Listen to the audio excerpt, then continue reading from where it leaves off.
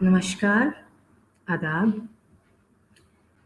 This is Deepika Chand from Twinkling Conversations with Jugni, streaming live from Rivers. And today we have a phenomenal artist from Mumbai. He's a fine arts artist. His name is Kisalay Vora. Let me tell you a little bit about him.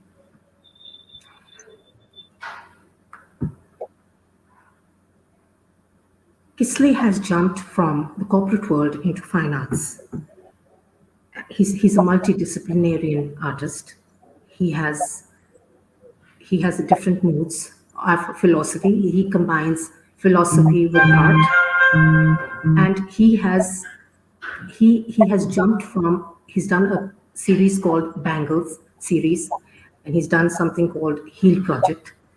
And over to Kisley, I would like to ask him in his own words. Hi, welcome, Kisley. First of all, welcome Hello. into Rivers. Yeah, how are you doing today? Thank you, Deepika. So tell us a little bit about your art journey. How did you begin was it Lintas?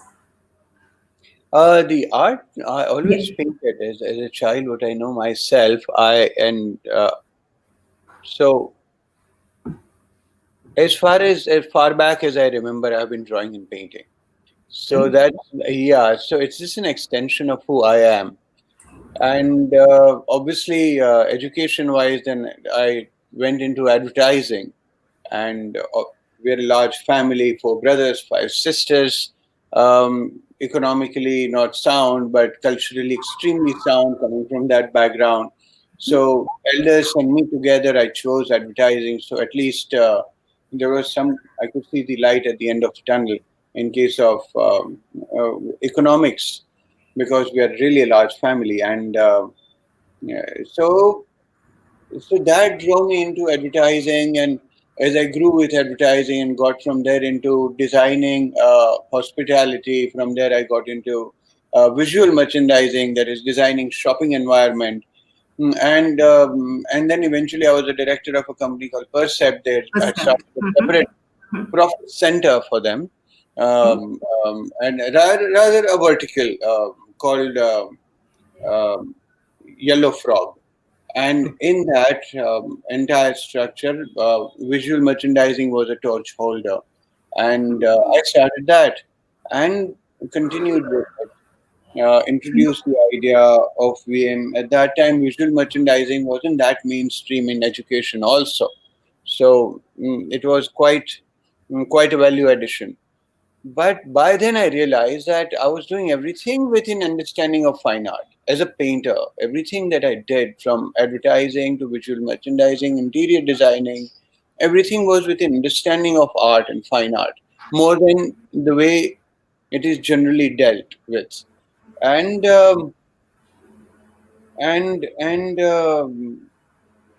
in such environment, I realized that I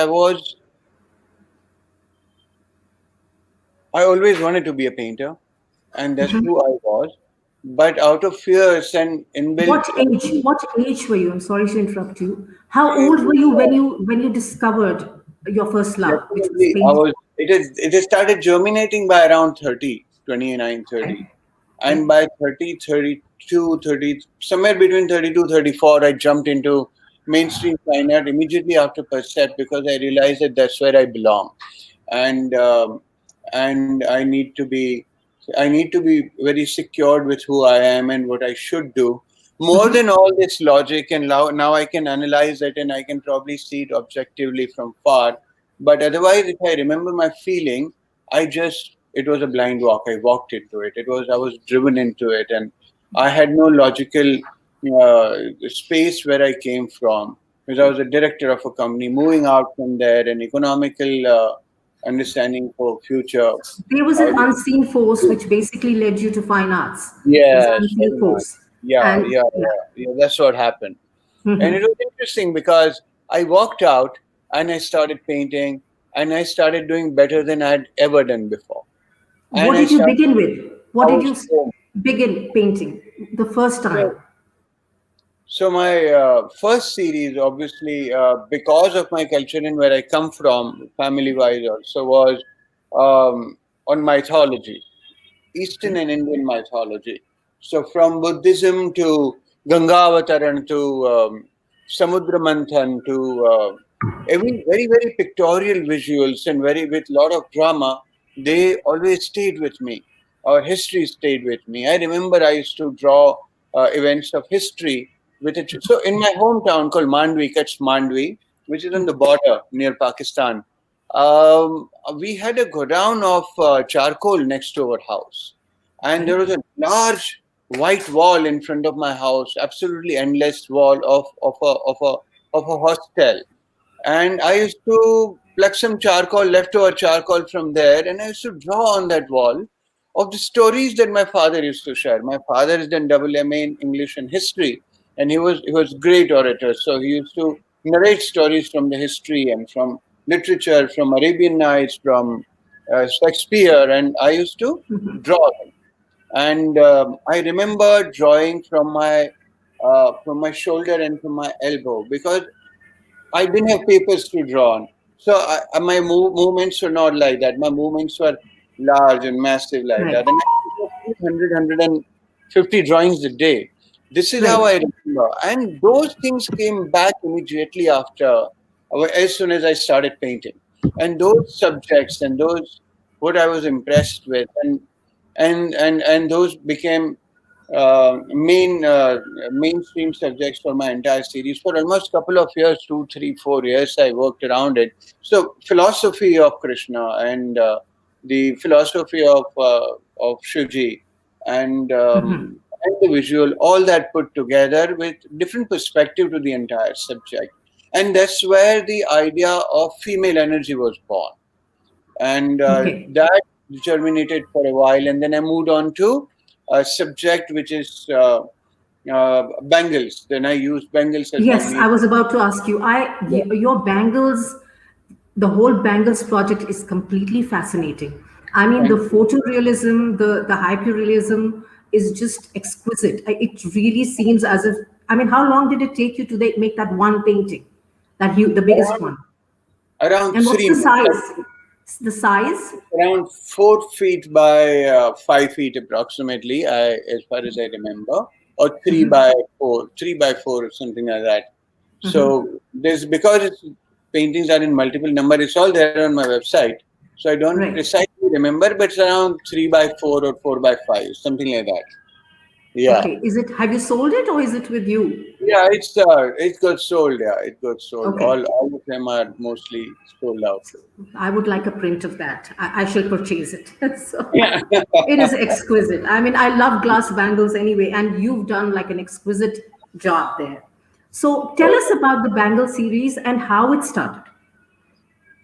Yes. So I have 5 sisters and a mother, and I've seen them how they've come up. I've seen how my mother has taken care of a situation. My mother is a visionary, of course, and she was married off at age of 14, 13 rather.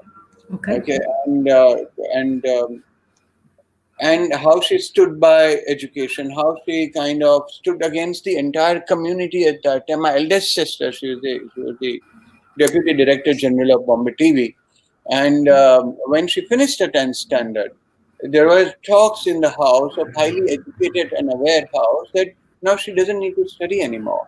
And my mother, at that time, a very young girl, stood by her and said, no, she's going to study. She's going to study till she wants to study. And everyone was against her. And that little small girl, I can imagine, okay, was fighting against the entire community to let my sister study. So this power, I said, where does it come from? And then I see in our entire mythology and history, it's been spoken so clearly about the female energy. It's like a nuclear energy in a glass bottle. So it may seemingly look fragile, but Shakti. don't miss it. Shakti. Yeah, and a powerful man knows that why a man has to protect that energy because he knows it's lying within. The same power that can create can destroy. That's the same power has to be nurtured to create something so beautiful that Mother Nature Right. and Prakriti and Purush.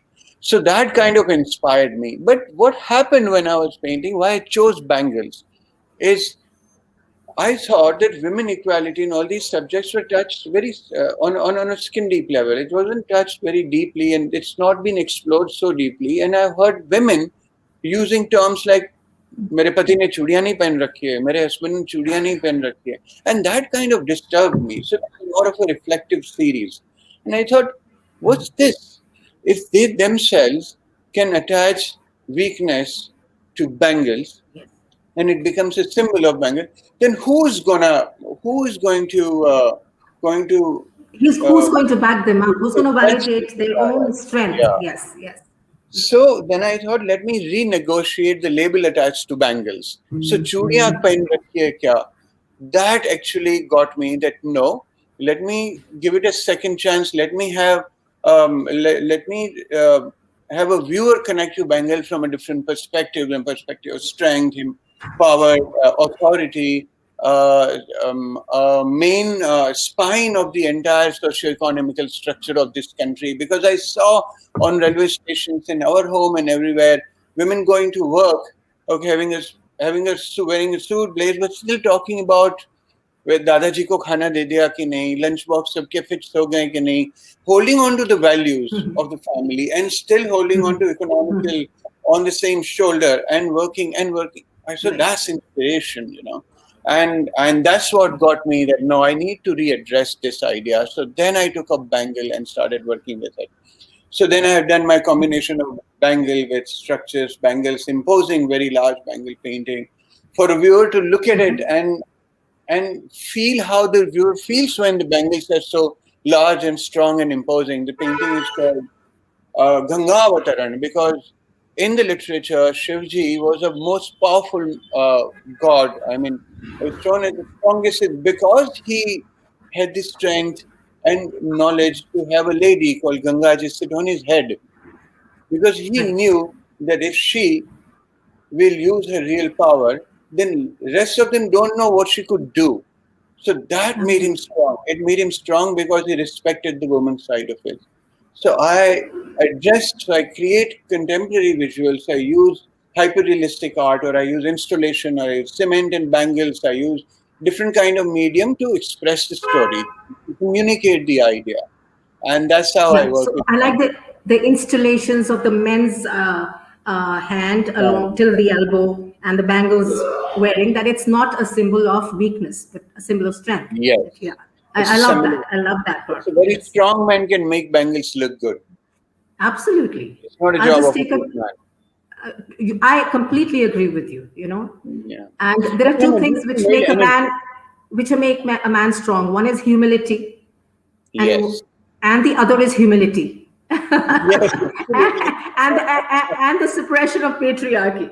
Okay, Oh yeah, so coming here to that. I'll take a moment to tell our viewers that please subscribe to our Rivers channel, YouTube channel, and please like our Facebook page and send us lots of hearts so that we can promote more artists and more creative people. And that's it. Yeah. So now my next question. Sure. I want to really know about your Heal project because your Heal project is fascinating. In fact, I would really like to be part of it. And Oh sure, I would love to. Absolutely, you're most welcome. We need such strong torch holders like you, and as we are talking about Shakti, so why not? Yeah. So the so heat tell us about the Heal project. Tell the viewers about how it all began in Pune. And I was speaking to your wife Sheena, and she, I did a sneak, conversation with her yesterday to know more about you behind your back. So she told me all about how it started, and but she had only lovely things to say about you. Let me tell you. And she told me how it accidentally you jumped like you kind of stumbled upon it in Pune, and then you carried it forward in Mumbai, and it's even gone abroad. So tell us about it. Oh yes, it's been implemented in Pune, Delhi, Chennai, Bangalore, um, uh, Gulf, and it's going to go even further. And there are more Right, cities, right. Roorkee, Rishikesh, Indore, everywhere it's been implemented. So So, as I spoke about the responsibility as an artist, as a visualizer has responsibilities Right. to some, because it's a universal language and picture speaks those feelings that sometimes cannot be written, and cannot be rather vocalized, those feelings that if someone has to say that I love you so much and how much, and there are no words to express, then what do you do? That's where the visual, just that tear in the eyes and expressions on the face says how much, and that's part of visual.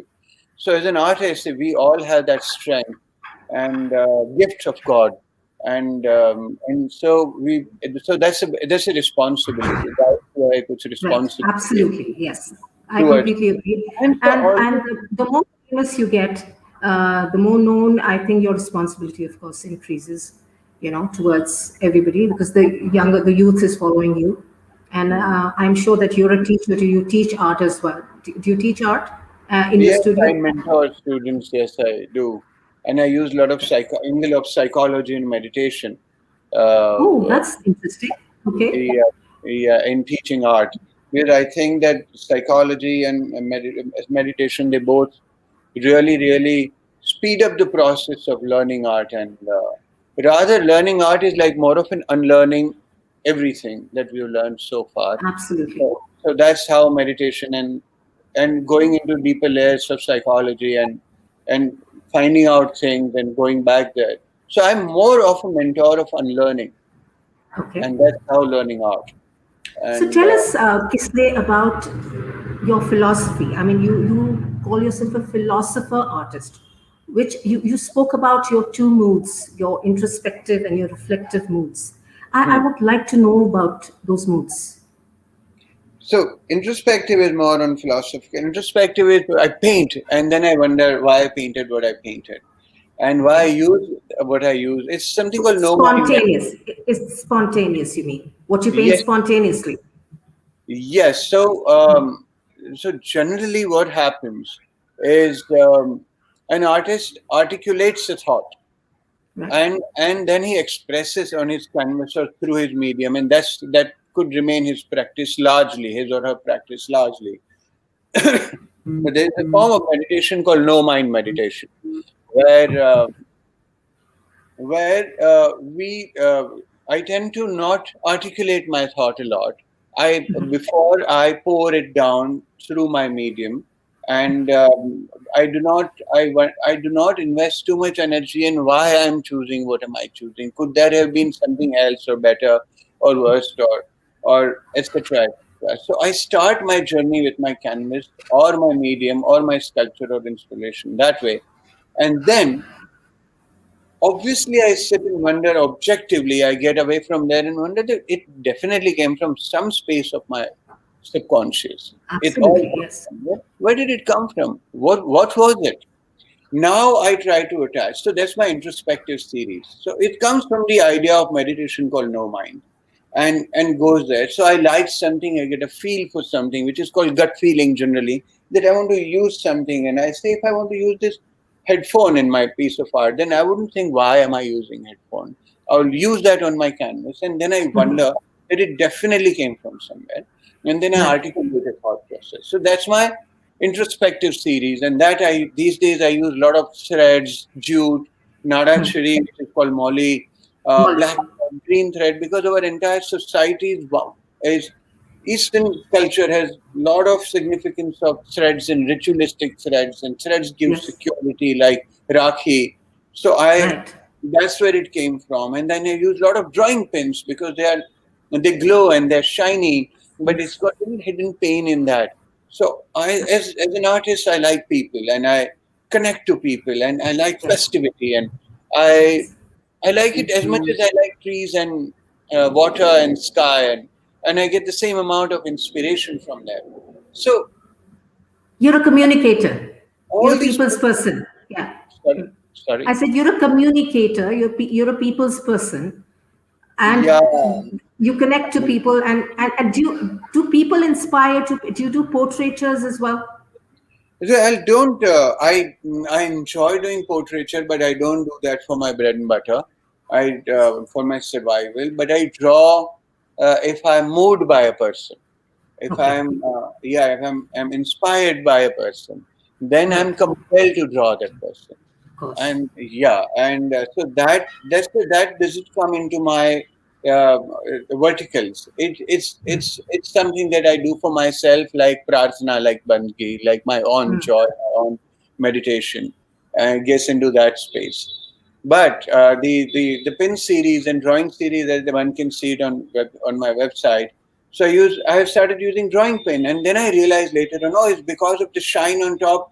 It's like twinkly, starry memories on the canvas. I have 5,000 pins on my canvas with Right. threads, and but always wanted to deal with that love and attachment has some kind of beautiful pain attached to it. Hmm. Always three of them go synonymous. So how do I express that? That we fall in love, we love someone, or kids and nephews and nieces and family and friends, and we meet at the airport, and we don't think that they're going to go away. Now with this internet and all these facility, we still are connected. But I remember in my hometown, all my elder, I'm the youngest, and they all went Mm. abroad, all went to Bombay and other places to study, and we used to wait for one phone call once in a week, and that love. And when they used to come home, and then I would see their bus going, and the pain that I used to feel that now is going Yes. to be so many months. I always wanted to express that, but there's so many beautiful memories with them, and Right. there's so much pain attached to it. And Mm. how do I do that? So the drawing pin, later on I realized, express that because one can't see the sharpness of it, and Right. sharpness attaches to the memory. It triggers the memory of pain. So that's why the psychology, and so I enjoy NLP, neuro linguistic programming. I like transactional analysis. Then I use meditation, and meditation is again deals with indirectly or directly with psychology. So that's my introspective series. Reflective, I obviously spoke to you about is Bangle series. You Of know that. course. Yeah, but in your the pins, when you use the pins and the threads, the molly, I have noticed that one is blue, and one canvas is red. They're more reds, and they're the blues. What's the Yes. distinction between them? So my threads themselves have a story. So there is a canvas that I have done. Unfortunately, I don't have images right now. When I was looking down, I was looking at my camera to find images and probably place it in front of your camera, but I couldn't find them. So I've used the jute. So jute threads are Right. extremely important to India, and Right. it's such an understated thread. It's such a polite medium, and but it actually binds the entire country, abal vrud, to richest to the poorest, to Kashmir to Kanyakumari. The entire transportation, to road, to indirectly supporting all the rituals. The jute has constructions, everything it connects. So there is no one who hasn't come across jute.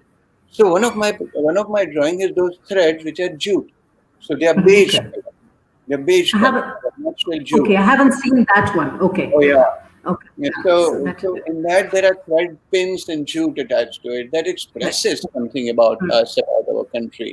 So this is how my threads play a role. The red one is Moli, Nadachari, the ritualistic thread. Right. When Right. when in our culture the thread is tied, it kind of gives a sense of Yeah. safety and security. Yeah. Yeah, Yeah. there you go. And feels everything is gonna be all right. So that series is called So Shall It Be, Tathastu, because the red thread signifies the sense of comfort and security. Mentally, person rejuvenates that ab sab kuch theek ho jayega, and Right. that's the idea behind red thread. So red has a purpose in that. Blue.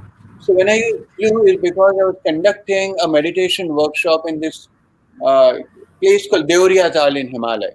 I was invited to conduct art-based meditation kind of a workshop, and what I felt there, what I felt in that space when the morning happened and how everything started, there was a rebirth of everything almost. And I was so high, it is a trekking campsite, and I could see the sun coming out and the whole blue part that you, of course, spoke about. Then there's such a similarity. Your book that I'm waiting to read called Blue Hours. The blue hours. Yes, that's Yeah, right. Blue I Hours. shall. So I shall this come is and gift Blue it to you Hours. personally. Yes. Please, You I'm told looking me. for. Yeah, you with told me your not to autograph. gift it to you. You told me not Yes, to very gift it to much. you. You will No, purchase it. Yes. okay, that's another thing I would like to share. Yes. But the blue Yes. hours is that blue painting, and that's why it's called Navya. Navya is Okay. love. Yeah. Okay. Okay. So Wonderful. that's it. I find And, something fascinating about blue. Blue is, of course, my favorite color, but especially teal blue and the blue of the sky and the blue of the seas, and then that thin line, that horizon, which yeah. separates the two, and that little no man's land that you spoke about the other Yeah. day with me. You know where the point, that little road between a photograph and a hyper-realistic painting where the viewer goes in. So I find that really fascinating, that horizon, and that, Deepika, could you tell me more, little more about the book? What is it about? Because it's it sounds about really philosophy. we it's just co-authored with Dr. Ampad Koshi, and he was there. He was my first guest last week, of course, and he's got one poem in it called Swapna Sundari, Hmm. and it's, I think, about 20 pages long, and it's about his dream woman, his muse. Hmm. As you know, there are nine muses. His muse, who keeps changing form, who's like a shapeshifter. She keeps changing height, expressions, color, like not gender. No, Hmm. in one space she looks more like a man too, and he's kind of chasing her. There was a JCT ad, commercial which I had seen long ago. Like, very mysterious woman, she's running, and he's chasing her throughout different cities and countries. So that's his one poem. Whereas Hmm. I have about 55 poems of mine, and Wow. Yeah, wow. yes, yes. Wonderful. Yeah, but Wow. now I plan to come out with my Jugni series, which Hmm. this year, hopefully, I Yeah. shall come out in a staggered trilogy, three books maybe, or maybe Oh, two, about fantastic. 100. Yeah. Excellent. Wow. Thank you. So Thank you. yeah, This, I'm waiting to create that collection. no, and I would love to come and paint in your studio one of these days, one of these That would months. Yes. yes, that would be fun. That surely would be fun. And in fact, you are In contributing your energies into Heal Project as we discussed. So definitely Absolutely. coming to Delhi and meeting up with you, and we'll have a long discussion on that. You said Yeah, there's a project which is happening, right, with the defense, yeah, the Heal Project with the Heal and yeah, with project. the Yeah. defense, yeah, in that Okay. space, very Okay, much. excellent. Okay, and Mhm. Oh that wow, reminds me, good to know coming about to it. your studio reminded me of another amazing, Hmm. I think it was a smaller series that you did, the fluid art that you did. I am Oh yes. completely floored by fluid art. I have Okay. spent hours on the net looking at fluid art, so I want to really learn that from you as my backgrounds. Sure. So, Sure. yes. Absolutely. The So, playfulness of colors and you together, the fluid art gives you that space to be playful. And it makes you enjoy on a meditative level to let go and not have so much control on the canvas, right. mainly, and still Yes. enjoy that. Yeah, No, I don't know. I think different people use different types of fluid art, of course. true. And there was, yours was especially different because the cell size was much smaller, which I found very fascinating. The larger Excellent. sizes don't interest me. It's the smaller ones you created it's like the waves and the sea and surf, that you created. It was just Yeah, yeah, yeah, amazing. very true.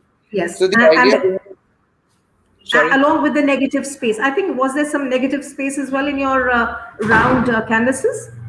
Oh, yeah, it automatically creates that space. But what happens is what I was wanted to deal with is the idea that in music and even in dance performances, and um, great composer or great choreographers, they take up something which is very uh, popular, like pop art, something that is a dancer would take up a roadside dance, which we see in marriages and all, and they will incorporate that into a beautiful classical dance and add Right. the hints and glimpse of it.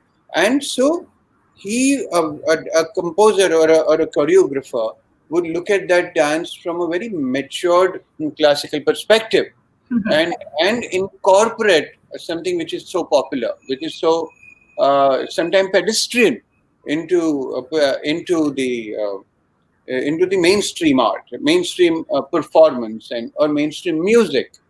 So a huge dole performance which we get to hear on the roadside, or Shankhnad we get to hear, or Aarti, which is popular for a common man. It is included into a very beautiful classical piece. So it gives Exquisite. a beautiful hint. The And I Ganga want Aarti painting of yours.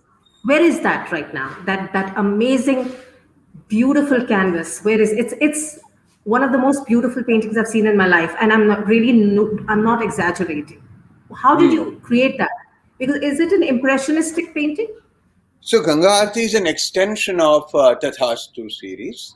Is in though I have used threads and pins in Tathastu series, as I discussed some time back.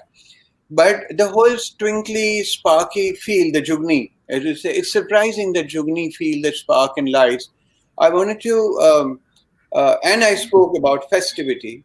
So, the Aarti, when I stood on the other side of the river bank, and when I heard all the sounds and the sanknad and the fragrance of incense and the look of moving light in front of me was so mesmerizing.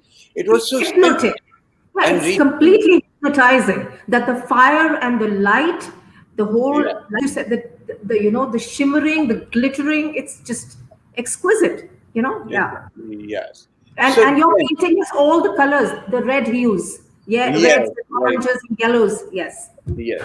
So it's somehow there is a synergy between my series of Tathastu, because that also deals with festivity, people, and rituals. And this comes from here. But here it's more of paint rendering. And as I mentioned before, that I don't mind jumping styles and technique and etc. in order to tell my story.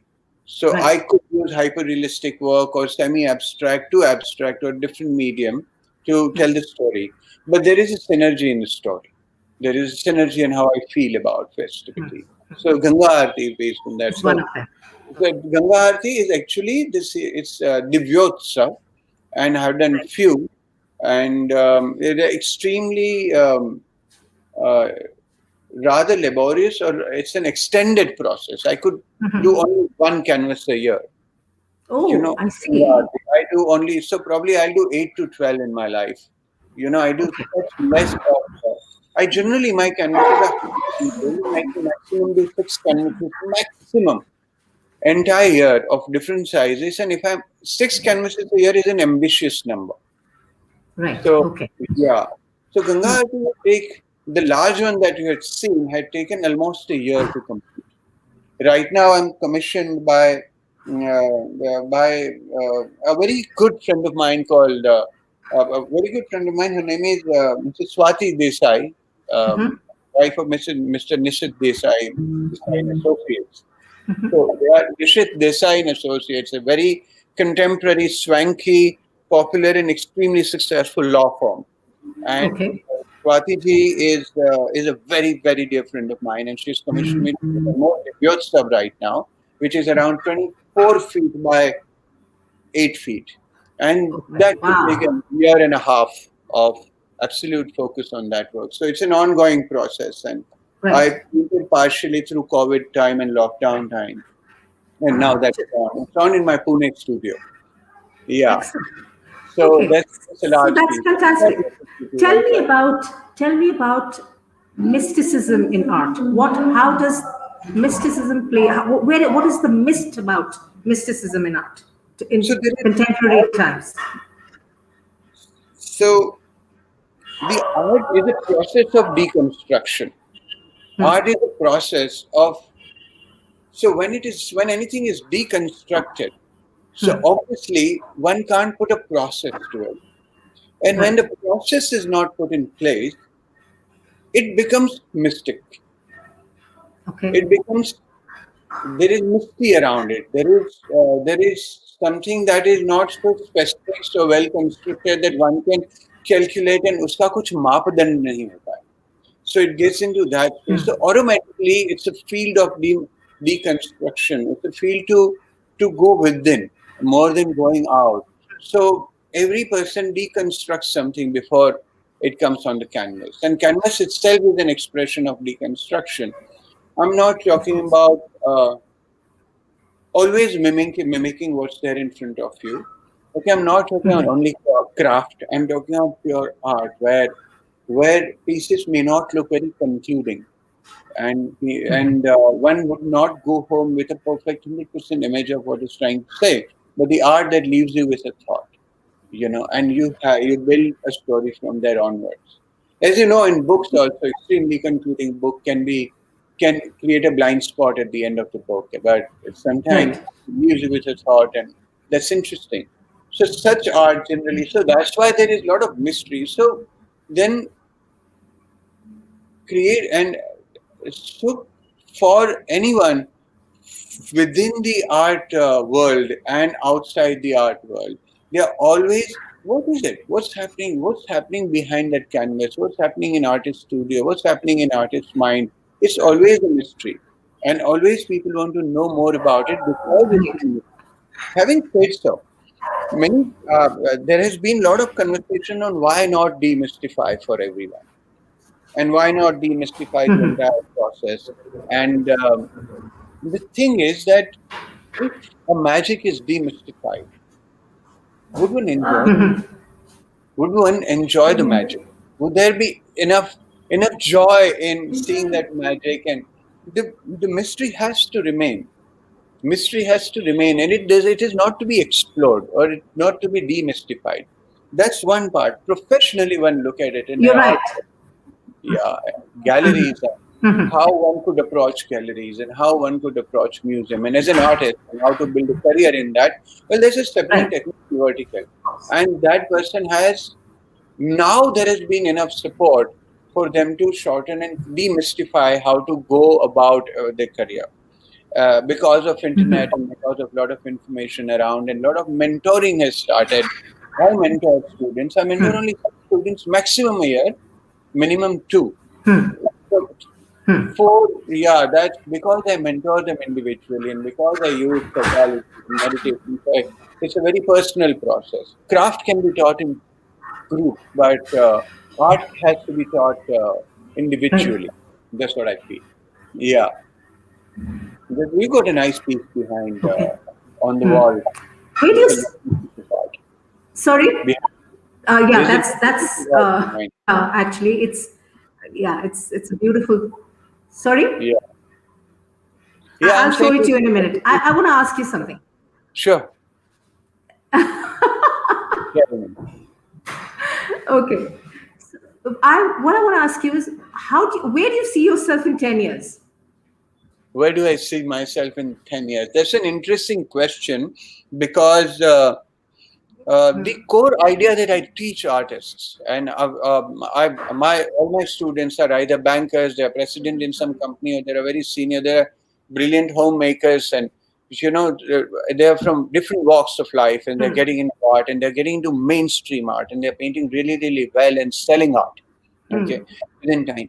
So I always tell them that art is about nowness. It's about absolutely about nowness.